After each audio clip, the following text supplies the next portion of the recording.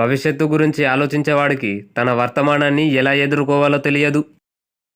ఎదురుగా ఉన్న శత్రువు కంటే వెనుక ఉన్న స్నేహితుడితో జాగ్రత్తగా ఉండు.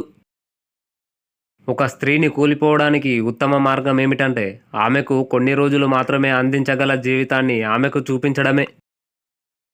వస్తువులను చేతికి అందేంత దూరంలో ఉంచండి.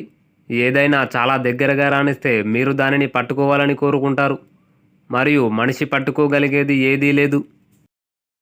డబ్బుతో మీరు పరిష్కరించగలిగేది ఏదైనా చౌకగా ఉంటుంది. ఒక మనిషి లేనప్పుడే అతనికి విలువ ఇవ్వడం ప్రారంభమవుతుంది.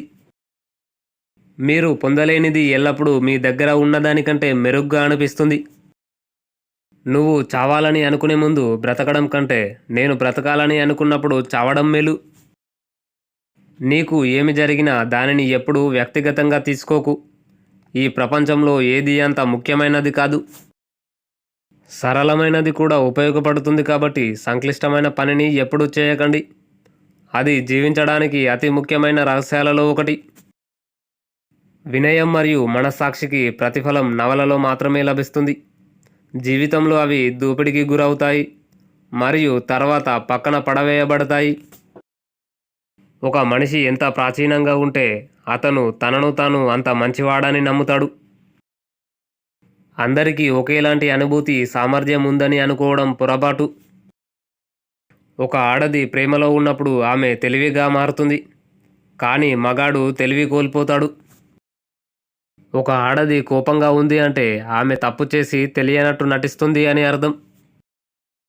వాస్తవం కోరికలను రేకెత్తించగలదు, కానీ వాటిని ఎప్పటికీ తీర్చలేదనేది ఒక విచారకరమైన రహస్యం.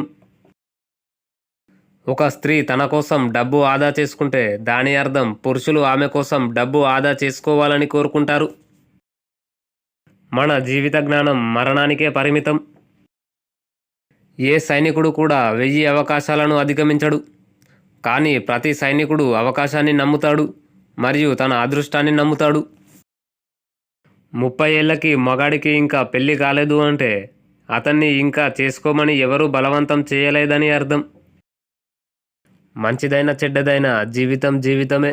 మీరు దానిని రిస్క్ చేయాల్సి వచ్చినప్పుడు మాత్రమే మీరు దానిని గ్రహిస్తారు.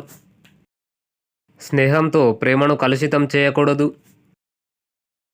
ఒకరితో కలిసి ముసలివాడివి కావాలనుకున్నప్పుడే నువ్వు నిజంగా ప్రేమలో ఉన్నట్టు.